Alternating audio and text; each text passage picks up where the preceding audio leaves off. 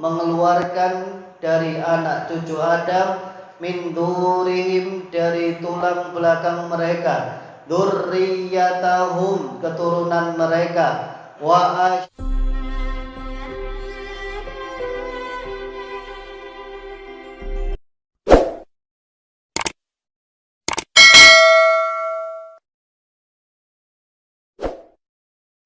surat Al-Baqarah, surat kedua, ayat 60.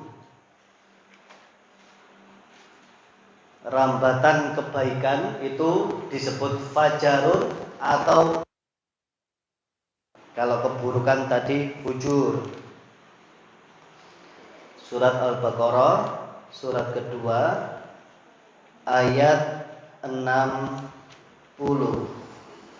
Nah, ini kejadian ketika ada 12 suku meminta air kepada Rasulullah sallallahu alaihi wasallam, kepada Nabi Musa alaihissalam. Allah berfirman, wa idistasqa Musa liqaumihi faqul nadrib bi'asaqal hajar. Ketika itu mereka meminta kepada Musa, "Hei Musa, kami butuh air." Maka Allah berfirman, "Idrib bi'asaqal hajar." Pukullah dengan tongkatmu itu batu. Batu itu keras, Pak. Tongkat itu terbuat dari kayu. Secara logis, kalau tongkat dipukulkan batu, yang pecah tongkat apa batu, Pak? Kalau secara logika, kalau tongkat dipukulkan batu, ya si jelas sing puklek tongkate. Tapi ini dengan izin Allah, karena ini mukjizat. Tongkat pukulkan batu, yang pecah malah batunya, keluar 12 mata air. Coba kalau Bapak Ibu kan bukan Nabi, bukan Nabi Musa alaihissalam. Bapak Ibu punya tongkat dari emas. Kalau tadi kan keluar 12 mata air. Bapak Ibu pukulkan batu, prak, emas itu akhirnya pecah. Yang keluar apa, Pak? 12 air mata, bukan mata air. Nangis Bapak Ibu, ya Allah, aku wis duwe tongkat teko emas, lapo tak gebokno watu. Aku pengen nyoba sih mukjizatnya Nabi Musa. Ya beda, Pak. Itu Nabi, kita bukan. Nah, yang saya bahas adalah kalimatnya. Setelah batu itu pecah, famfajarat. Nah, infajaro itu artinya memancar, memancarkan kebaikan yang di dalamnya adalah kemanfaatan. Dengan air itu akhirnya 12 suku itu bisa minum. Dengan minum maka ibadahnya maksimal, hidupnya semangat, hausnya hilang. Nah, maka tubuh ini ketika nafsu mendorong, maka ada ke arah infajaro, merambat kepada kebaikan. Bunuh, pukul dia. Nafsu mendorong, Pak. Tapi ada kalimat atau infajaro atau pancaran kebaikan. Enggak, saya tidak mau membunuh. Maka wajar kalimat yang pertama kali dalam sholat atau sholat subuh itu sama disebut dengan sholat fajar. Maksudnya apa, Pak? Ketika kita bangun tidur, ketika mendengarkan azan, ayo bangkitkan, pancarkan kebaikan. Ayo langkahkan tanganmu, kakimu, bangun, jangan ngantuk lagi. Ambil air wudhu, lakukan kebaikan pertama kali, yaitu sholat subuh atau sholat fajar. Masya Allah. Maka itulah fanfajaro. Nafsu itu bisa kita lawan, Pak. Nafsu itu bisa kita lawan. Maka Nabi Yusuf pun menyampaikan, saya itu enggak sok suci. Saya itu Nabi, saya enggak sok suci karena saya punya nafsu. Tapi nafsu ini bisa kita lawan. Siapa yang membisikkan nafsu? Yang membisikkan nafsu adalah setan, Pak. Aku gak seneng ambek wong iku. Ya wis, ilokno ae. Nah, ketika kita mengucapkan kata-kata dalam hati kan tadi, kemudian mengucapkan cacian, makian atau rasis atau perkataan yang membuat sakit hati. Nah, ucapan ini sudah masuk pada kalimat setan seneng. Kenapa kok setan menggoda, Pak? Nah, itu sudah memang setan kepingin, Pak. Di surat An-Nisa, surat keempat, ayat 118 sampai ayat 119. Monggo dibuka. Surat An-Nisa, surat keempat, ayat 118 sampai ayat 119.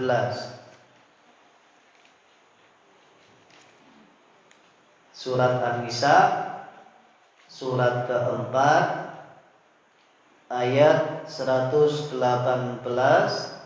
sampai ayat 119. Allah berfirman, la'anahullah, yang dilaknat oleh Allah, yaitu setan, wa qala, dan setan itu mengatakan, la'attakhidanna min ibadika nasiban mafruḍah, aku pasti akan mengambil bagian tertentu dari hamba-hambamu. Ini yang dimaksudkan adalah jiwa manusia, Pak. Alladzi yuwaswisu fi sudurin nas minal jinnati wan nas, yang menjadikan hati ini was-was atau bisikan-bisikan kepada yang jelek, itu ternyata dari jin dan manusia. Sifat menggodanya itu disebut setan. Maka Bapak Ibu, setan ini menggoda dan mengambil bagian. Ya, aku pasti akan mengambil bagian dari manusia. Apa? Yaitu jiwanya. Aku akan goda. Apa salah satu godaannya? Wala udhillannahum, kami akan sesatkan mereka. Ya, setan menggoda kepada kesesatan. Wala umanniyannahum, dan kubangkitkan angan-angan kosong pada mereka. Ini salah satunya, Pak. Setan itu membuat kita tersesat. Kalau kita sudah pada jalur yang baik, Bapak Ibu, sudah semangat dalam beramal sholih, ayo kita hindarkan ya dari bisikan-bisikan setan, karena kita sudah dianggap Allah menjadi baik. Nah, kita harus pertahankan itu. Setan menyesatkan, oh ini sudah mulai lurus, aku belok kanan. Dengan cara apa? Banyak manusia diberikan angan-angan kosong, sing seneng ngelamun. Ada Bapak Ibu yang suka melamun? Andai saya punya uang 1 miliar koyo ya, akad nikahi Rizky Bilar nang Lesti, diberikan uang 7.230 US dollar, Pak. Di total 1 miliar. Dani yoyo bojoku biyen ngekei mahal 1 M. Ya, itu angan-angan, Pak. Oh, kalau saya jadi bos gimana ya? Wah, Lionel Messi, pemain Barcelona, dibeli Paris Saint-Germain 1 tahun. Itu ada yang mengatakan kontraknya 1 tahun, Pak, itu 591 miliar. Atau ada yang mengatakan juga beritanya 650 miliar. Dibagi 12 berarti sakwulane 50 miliar. Dani yoyo bojoku Lionel Messi. Wis kayaknya berapa turunan, Pak? Yo gak trimo 1 loro sampai 7. Yo berturun-turun, itu belum gaji sponsor, belum bonusnya, belum kalau dia upload di Instagram berbayarnya, belum dia dijadikan brand ambassador dari sebuah produk atau sebuah ya perusahaan besar. Itu belum, Pak. Itu masih gaji pokok, belum yang lain. Nah, itu ya hayalan-hayalan seperti itu, Bapak Ibu, Siapa yang membisikkan? Setan. Maksudnya apa? Supaya kita terbuai dengan itu. Nah, bermimpi boleh Pak, tapi harus ditujukan dengan aksi. Oh, saya ingin kaya, saya harus lakukan A, B, C, D, sehingga waktunya tidak terbuang-buang dengan angan-angan. Memang setan itu sengaja. Ya, tahu setan itu ada surat Al-Asr wal asri, demi masa atau demi waktu yang dilalui oleh manusia. Innal insana lafi khusr. Nah, setan mengambil itu, innal insana lafi khusr. Oh, manusia itu ternyata punya potensi untuk rugi. Alhamdulillah, kata setan. Oh, ini berarti nanti menjadi teman saya. Maka aku goda setiap waktunya dengan ngelamun. Tidak ada aksi. Maka dengan ngelamun itu waktu semakin terbuang. Maka Bapak Ibu sekali lagi, nafsu yaitu lebih mengarah kepada su, lebih menunjukkan kepada su, maka kita bisa dalam menghadapinya, yaitu dengan kita berikhtiar baik, jangan didengarkan karena itu hanya dorongan semata. Tapi banyak Pak, kenapa kok orang itu membunuh? Sakit hati, kemudian mulai gowok pacul, balik, ya akhirnya dipacul Pak kepalanya Pak. Kenapa? Karena itu mengikuti nafsu yang dikendalikan oleh setan. Bunuh. Oh iya, betul ya, dibunuh. Andai kalau orang sakit hati misalnya, tapi dia menerima dengan kepala dingin, tidak marah-marah, tidak emosi, maka itu berbuah kebaikan. Maka bismillah Bapak Ibu, pasti ada dorongan. Karena setan itu nggak mau manusia itu pada jalan atau track record yang lurus. Pasti kita digoda Pak. Semakin takwa, semakin kuat godaannya. Kita harus yakin seperti itu. Ya, Allah berfirman kan, ahasiban nas ayyutraku ayyabulu amanna wa hum la yuftanun. Apakah manusia mengira ketika sudah bilang saya iman, tapi mereka tidak diuji? Justru mereka diuji oleh Allah. Tapi ingat Bapak Ibu, ada hadis, inna ahabba ilallah ya qauman ibtalahum. Kalau Allah itu cinta kepada satu kaum, satu yang dilakukan Allah menguji kaum tersebut. Berarti Bapak Ibu, kalau kita diuji, mulai timbul rasa cinta Allah kepada kita. Tapi dilihat hadis selanjutnya, kalau ridho dengan apa yang Allah ujikan kepada kita. Tapi kalau diuji Allah gak ridho Pak, nah itu berarti tanda cintanya Allah tidak jadi Pak kepada kita. Maka Bapak Ibu, kalau diuji oleh Allah, sabar itu harus ridho. Oh, ini adalah ketetapan dari Allah Subhanahu wa ta'ala. Nah, itu pembahasan tentang nafsu. Ada nafsu yang baik, yaitu nafsul mutmainnah. Ya ayyatuhan nafsul mutmainnah, irji'i ila rabbiki radiyatan mardiyah fadkhuli fi ibadi wadkhuli jannati. Wahai jiwa-jiwa yang tenang, hidupnya itu enggak repot. Ada ujian dia santai, ada ujian bukan malah jauh dari Allah, malah justru semakin dekat dengan aku, kata Allah. Hidupnya tenang, gak pusing dalam menghadapi kehidupan, semakin taat setiap harinya, bahkan kualitasnya semakin meningkat terus. Maka pulanglah kepadaku, tempatmu sudah jelas, masuklah pada golongan hambaku dan masuklah ke dalam surgaku, kata Allah. Amin ya rabbal alamin. Semoga kita termasuk dalam punya jiwa-jiwa yang tenang Pak. Hati kita itu tenang Pak. Dalam kehidupan dunia itu santai. Tidak usah dibikin pusing, tidak usah dibikin ngeluh Pak. Ayo kita tenang dalam menghadapi ujian Allah dengan tetap meningkatkan kualitas kita dan semakin dekat kita kepada Allah dengan cara kita beribadah kepada Allah Subhanahu wa ta'ala.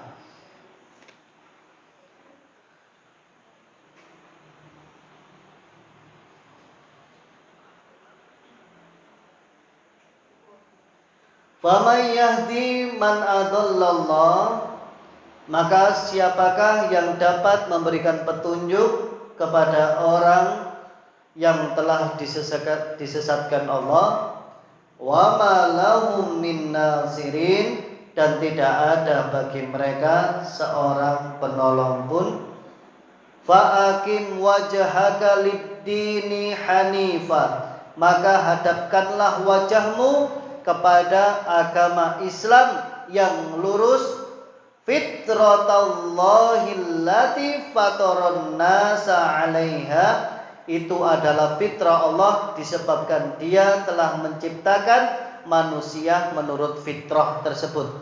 Apa fitrah manusia, Pak? Salah satunya fitrah manusia adalah semua makhluk Allah itu menyembah kepada tauhid, hanya Allah subhanahu wa ta'ala. Itulah fitrah manusia.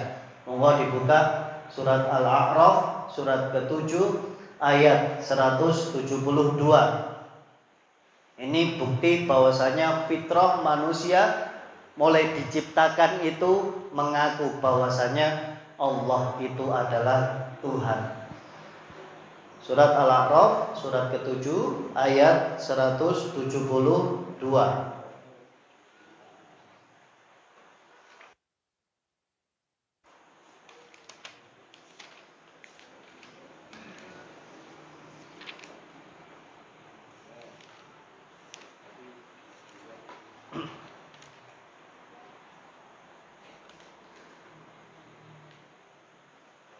Allah berfirman, surat Al-A'raf surat ke-7 ayat 172, wa id akhadha rabbuka min bani adama min duhurihim, dan ingatlah ketika Tuhanmu mengeluarkan dari anak cucu Adam, min duhurihim, dari tulang belakang mereka, dzurriyyatahum, keturunan mereka, wa ashhadahum ala anfusihim, dan bersyahadat atau bersaksi pada diri mereka, alastu bi rabbikum, bukankah aku ini Tuhanmu?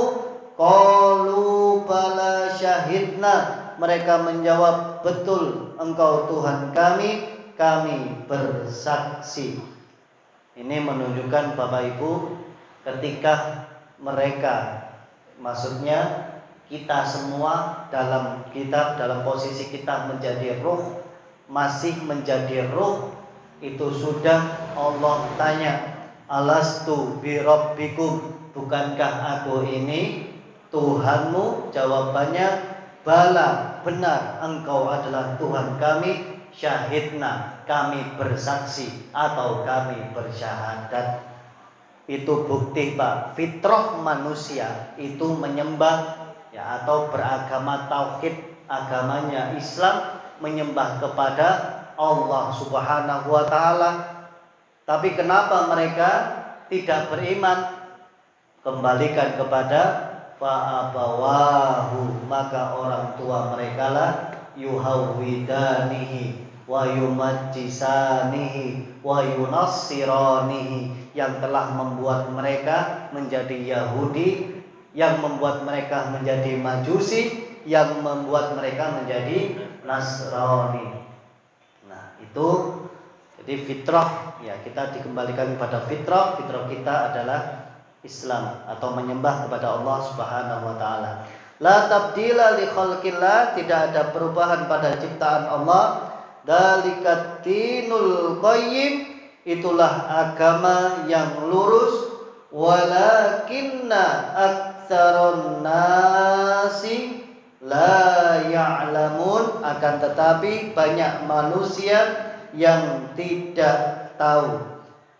Munibina ilaih, dengan kembali bertobat kepadanya, wattaqu, bertakwalah kepadanya, wa aqimus shalah, dan laksanakanlah, dirikanlah salat, wala takunu minal musyrikin, janganlah kamu termasuk orang-orang yang mempersekutukan Allah. Nah, ini Bapak Ibu, kita diperintah untuk bertobat kita diperintah untuk bertakwa, dan salah satu indikasi takwa kepada Allah yaitu kita melakukan sholat.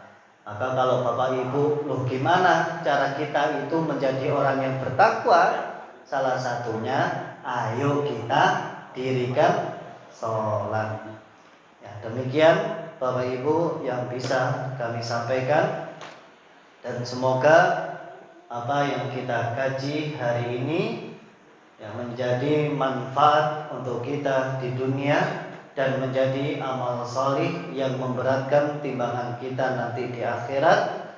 Dan semoga yang sakit Allah berikan kesembuhan, dan semoga semua urusan kita Allah mudahkan dan Allah lancarkan, dan semoga kita termasuk ahli Quran dan ahli surga, amin ya rabbal alamin. Rabbana taqabbal minna innaka antas samiul alim wa tub alaina innaka antat tawwabur rahim. Jangan undur diri dulu karena ada pengumuman. Ya, kita tutup kajian ini dengan bacaan hamdalah dan doa kafaratul majlis. Alhamdulillahirabbil alamin. Subhanakallahumma wa bihamdika asyhadu an la ilaha illa anta astaghfiruka wa atubu ilaik. Wassalamualaikum warahmatullahi wabarakatuh.